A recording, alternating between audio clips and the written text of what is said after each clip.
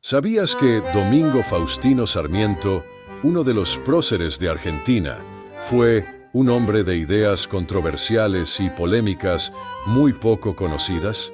La imagen que solemos tener de Sarmiento muchas veces se queda en la de padre de la educación, pero su historia es mucho más compleja, fascinante e incluso problemática de lo que imaginas. Desde sus humildes orígenes en San Juan, donde nació el 15 de febrero de 1811, hasta su ascenso como presidente de la nación, Sarmiento fue un hombre que no temía romper con lo establecido. Pero, ¿sabías que fue también un gran crítico de su propia tierra e incluso llegó a manifestar opiniones muy duras sobre el gaucho y la cultura rural? ¿O que su lucha por la educación lo llevó a viajar por el mundo, absorbiendo ideas que revolucionarían la Argentina y cometiendo gran cantidad de inmoralidades? Hoy, en el Baúl del Historiador, te contamos no solo los hitos más conocidos de Sarmiento, sino también aquellos aspectos menos tratados de su vida. Veremos al hombre detrás del mito, con sus luces y sombras, y cómo sus decisiones impactaron de formas inesperadas en la historia argentina. No te pierdas esta oportunidad de descubrir lo que nunca te contaron sobre Sarmiento. Lo primero que debe decirse de Sarmiento es que tuvo su formación inicial en San Juan con sus tíos sacerdotes, pero a pesar de esto, siendo ya adulto, se convirtió en un ferviente masón anticlerical, reconociendo solo el rol civilizador de la Iglesia a fin de que las gentes aprendan a vivir en sociedad, mas no sus autoridades ni sus dogmas de fe y moral.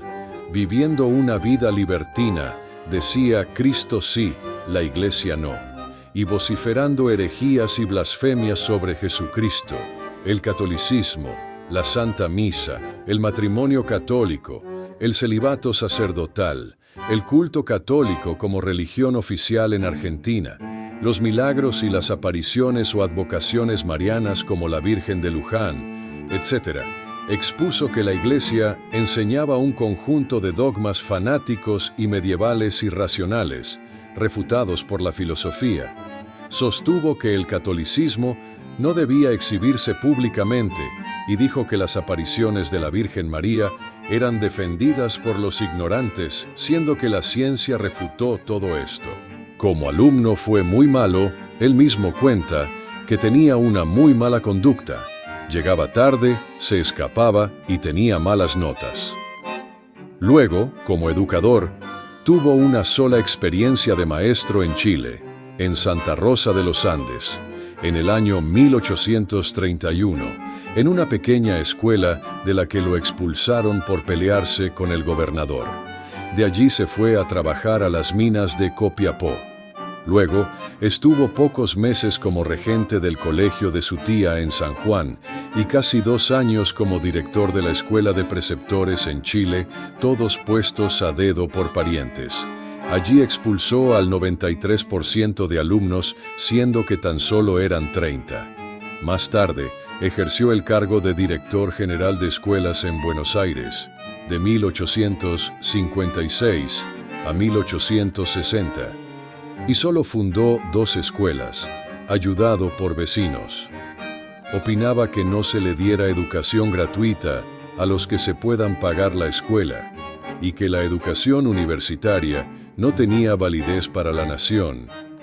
En cuanto al rol de la mujer como maestra, afirmó en 1865 que era conveniente, no por su carácter maternal, sino porque se le podía pagar la mitad que el hombre por el mismo trabajo. Más tarde, se quejó por la introducción de congregaciones de hermanas inmigrantes en América para enseñar en escuelas públicas, ya que venían a traer la ignorancia a nuestro país. Pero así como no respetaba el rol de la mujer como maestra, tampoco respetaba su dignidad. En 1846, habiendo sido invitado por el ministro de Instrucción Pública de Chile, Manuel Montt, para realizar un viaje y analizar los sistemas educacionales y los temas relacionados con la inmigración en Europa y Estados Unidos, confesó en su libreta de gastos publicada 100 años después, que gastó en prostitutas y orgías. En aquella libreta dejaba esta nota inmoral: orgía en Roma por $1. Luego, visitó a Margarita Sánchez de Thompson, ella con 60 años y él con 35, y confesó excitarse estando a solas con ella, y que la hubiera visto si no los hubieran interrumpido.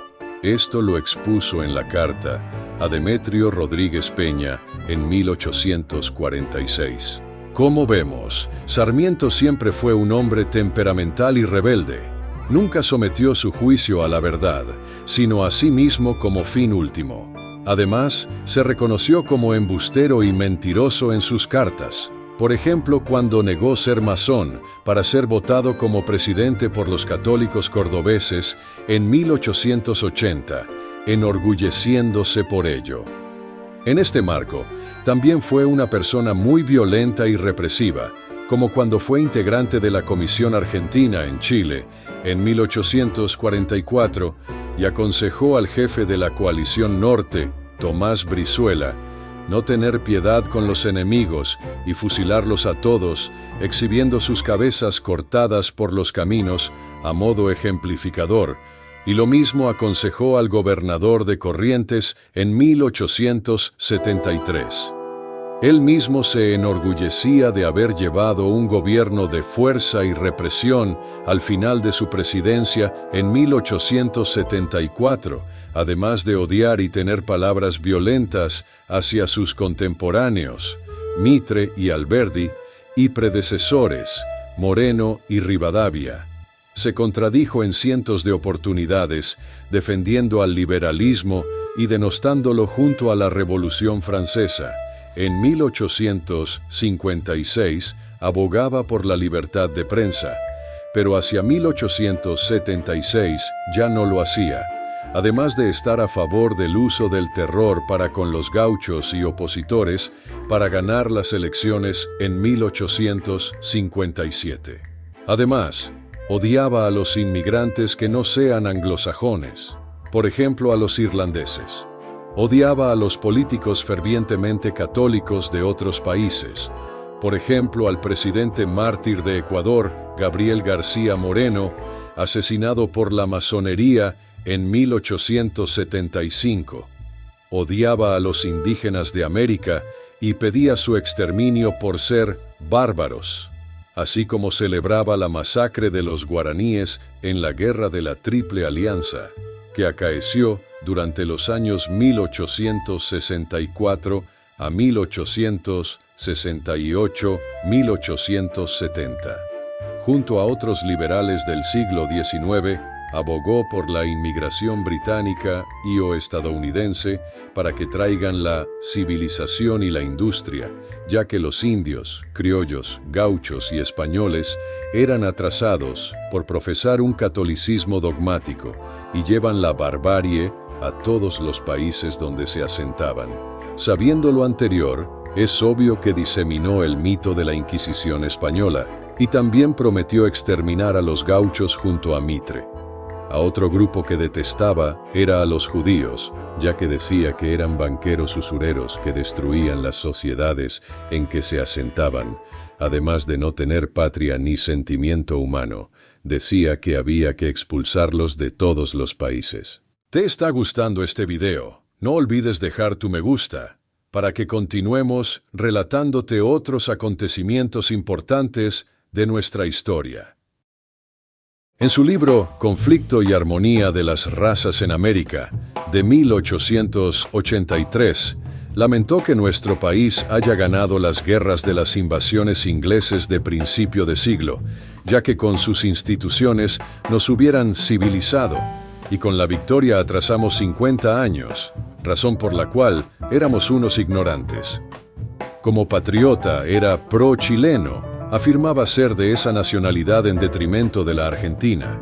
Aconsejó y ayudó con sus estudios a que invadan el Estrecho de Magallanes, y llegó a aconsejarles que reclamen e invadan los territorios que van desde Magallanes al Cuyo. Esto lo podemos ver en El Progreso, año 1842.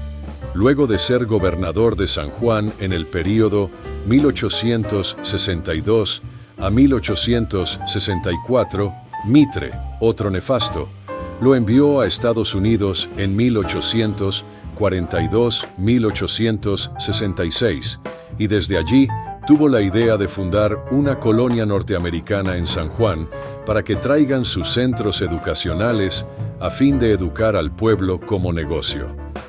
En 1868 pidió que personalidades estadounidenses sean rectores de la Universidad Nacional y del Directorio General de Escuelas. Hasta se animó a sugerir que en Chaco se forme otra colonia estadounidense con inmigrantes de California. Como presidente, cargo que ejerció desde el año 1868 a 1874, se mostró a favor de que los ingleses invadan las Malvinas para civilizarla, además de que no le importaba que Argentina tenga posesiones australes ni que desarrolle su industria militar marina. Por otro lado, en el año 1872, pudo ayudar a la empresa nacional Ferrocarril Oeste, fundada en 1857, pero decidió beneficiar la entrada de capitales británicos que invirtieron en vías férreas y destruyeron la empresa nacional. Les otorgó 347.000 hectáreas en leguas de territorio nacional a ambos costados de la línea férrea proyectada. Además, como ya contamos arriba, fue miembro de la masonería. Estuvo entre los 14 masones argentinos inscriptos en 1856, aunque se inició en 1854 en la logia Unión Fraternal de Chile. Estuvo presente en la gran reunión de 1860 en Buenos Aires, donde se le confirió el grado 33 a él, ministro de gobierno bonaerense, a Derqui, presidente de la República, a Mitre, gobernador de Buenos Aires, y a Urquiza, gobernador de Entre Ríos. Perteneció a la masonería a sabiendas de que era una institución condenada por la Iglesia Católica y ocupó el cargo supremo entre 1882 y 1886. Por último, mencionaremos algunas medidas tomadas como presidente. Impulsó el primer censo nacional en 1869. Llevó a cabo la creación de instituciones científicas y militares. Modernizó el servicio postal, duplicó la red ferroviaria, desarrolló el telégrafo, etc. Además, sufrió un intento de magnicidio, tuvo peleas con prácticamente toda la esfera política y presidió en el contexto de una epidemia de fiebre amarilla en Buenos Aires. Luego, fue senador por San Juan en el período 1875 a 1879, ministro del presidente Avellaneda en 1879, superintendente de escuelas de Roca en el período 1881 a 1882 y partícipe de la Ley de Educación Común que dispuso la enseñanza primaria, laica, obligatoria y gratuita en 1884. La muerte le llegó retirado en Paraguay por cuestiones de salud. Falleció el 11 de septiembre de 1888 en Asunción. A lo largo de este recorrido, hemos visto a Domingo Faustino Sarmiento bajo una nueva luz. Un hombre que, con sus virtudes y contradicciones, dejó una marca indeleble en la historia argentina. La historia de Sarmiento es, en muchos sentidos, la historia de la Argentina en pleno proceso de transformación. Un país que buscaba su identidad, que luchaba entre la tradición y la modernidad, y que encontraba en figuras como Sarmiento un faro, aunque a veces contradictorio, para su futuro. Así, mientras hoy muchos reconocen a Sarmiento como un héroe nacional, también es importante entenderlo como un hombre de su tiempo, lleno de matices, complejidades y horrores. Gracias por acompañarnos en este viaje por la vida de uno de los personajes más influyentes de nuestra historia. Si te ha gustado este viaje a través de la historia, te recomiendo que visites otros videos donde descubrirás más relatos apasionantes y eventos épicos. No olvides darle like y suscribirte para no perderte ninguna de nuestras próximas aventuras y relatos del pasado. Yo soy el Baúl del Historiador y nos vemos en la próxima historia.